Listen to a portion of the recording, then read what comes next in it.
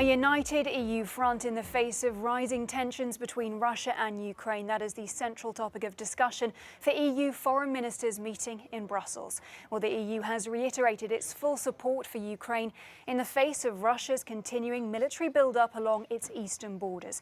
Moscow has repeatedly denied that it has plans to invade Ukraine, but the EU's foreign affairs chief says that the troop movement and what he called Russian rhetoric bring back dark memories. The Russian military built up in and around Ukraine, and Russia's attempts to recreate dividing lines on our continent undermine the core foundations and principles on which European security is built and bring back dark memories of spheres of influence which don't belong to the 21st century. We reaffirm our full and unquestionable support to Ukraine, and that any military aggression against Ukraine will have serious consequences and massive costs for the perpetrator. Well, members from the NATO defence alliance are boosting their presence across the region amid the heightened tensions. Secretary-General Jens Stoltenberg gave details of the deployments a short time ago. For instance, Denmark is sending a frigate to the Baltic Sea and will deploy more jets to Lithuania as part of our Baltic air policing mission. France has expressed its readiness to send troops to Romania under NATO command. The Netherlands is sending fighter aircraft to Bulgaria for air policing and is putting units on standby for a NATO response force. Spain is sending ships to join NATO naval forces in the Black Sea and the Mediterranean, and considering sending jets to Bulgaria. And the United States, for the first time in decades, put a carrier strike group under NATO command. We are considering to further enhance our presence in the eastern part of the alliance. This could include the deployment of additional NATO battle groups. These deployments are proportionate and in line with our international commitments. Well, the EU has proposed offering more support to Ukraine. The Commission President Ursula von der Leyen unveiled a number of new funding measures. The Commission proposes a new emergency macrofinancial assistance package of 1.2 billion euros. This package will help Ukraine now to address its financing needs due to the conflict. We count on the Council and the European Parliament to adopt this emergency macrofinancial assistance as soon as possible.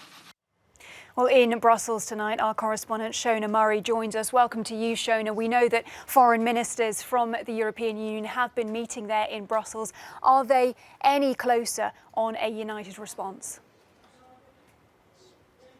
Well, certainly they are. I mean, there's really what we've seen today as a result of that meeting between EU27 and Anthony Blinken, the US Secretary of State, was that there is a bit of more of a united front, but there is no clarity yet on what sanctions will look like when it comes to, and if it comes to, Russia invading Ukraine. Now, we know that last week there were some jitters about the unity of the US and European Union position, considering some comments from Emmanuel Macron on the Wednesday, and concerns, I suppose, about the EU being sidelined. But certainly there is a much more of a strong confrontational approach when it comes to Russia.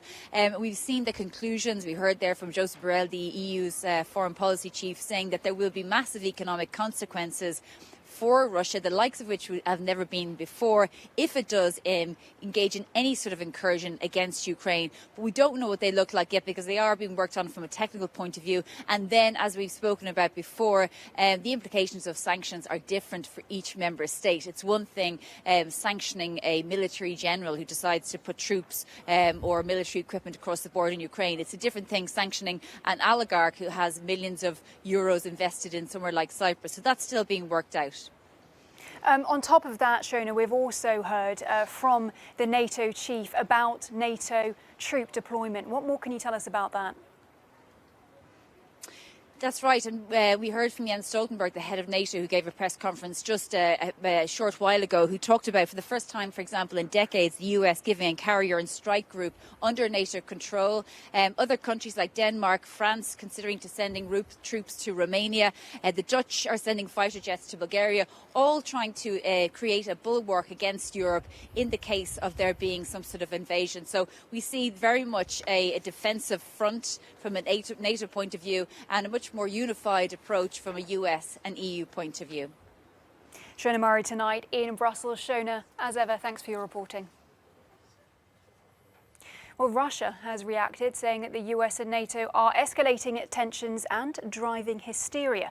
A spokesman for President Putin says that the deployment of forces and military hardware, as well as the spreading of misinformation, is ratcheting up the temperature. He said Ukraine is building up a huge number of troops in the east of the country, saying it was the one preparing for an offensive operation. So let's go straight now to our Russia analyst, Galina Polanskaya, who is standing by for us. Good to see you, Galina. We know that NATO is sending more vessels, more planes now to Ukraine. We've heard from Stoltenberg that he terms it as proportionate. The Kremlin has reacted, saying that it's a provocation. So can we expect the Kremlin to react? And if so, how? Hello. Well, actually, it is very hard to predict the Kremlin's next move right now. It insists that it is waiting for the written response from the United States, and we have heard those harsh statements from Vladimir Putin's spokesman Dmitry Peskov, who accused NATO and the US of escalating tensions around Ukraine by moving its forces to its east flank. And Mr. Peskov also said, I quote, that those movements of NATO near Russian borders cannot be ignored by the military. But what would be the next move? It is hard to say at this particular stage. What we know is that Russian forces are staying at the Ukrainian border. We know that the next biggest stage of Russia-Belarus drills will start very soon in February, and we also know that in February the Russian State's Duma Council will decide on the proposal to recognize the self-proclaimed republics on the east of Ukraine. This was the idea of the Communist Party. Meanwhile, the Kremlin says that the tensions are escalating and that it is not Russia to blame for that. Galina, we know that the US Secretary of State Blinken has been talking to EU foreign ministers about the content of that written reply to Russia that they have now committed to. Do we know what diplomatically they could offer to Russia to then see Russian troops walk back? Well, Russia keeps on saying that everything actually will depend on what is written in this reply from the United States to its security demands, and we already know exactly what will not be written there, and Russia knows that it will not get a yes on its principal, fundamental, as it says, demands. It wants promises, guarantees that Ukraine or any other ex-Soviet state, Georgia, for example, will become a part of NATO, that NATO stops expansion eastwards and goes back to its borders of 1997. And we know that Russia knows that it is not possible. So what would be the next move? And it is clearly that the diplomatic path seems to be really vague, even though there are still hopes that diplomacy will not be finished and that there will be a meeting between Mr. Lavrov and Mr. Blinken, and maybe even the meeting talks between the presidents, as the Kremlin said, that if they are needed, this is still an option. We also know that Russia says that it does not want to attack, but that Joe Biden said that Russia will have to move in and ordered relatives or families of the diplomats, workers in Ukraine to leave the country.